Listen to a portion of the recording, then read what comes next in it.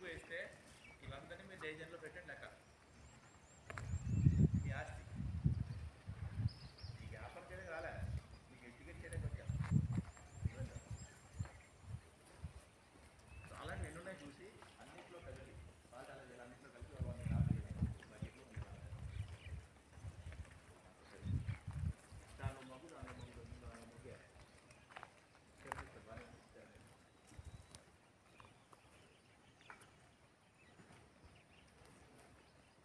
వీళ్ళు ఏముంది, ఇది తింటే నాకు తింటలేదంటే ఇది రైట్.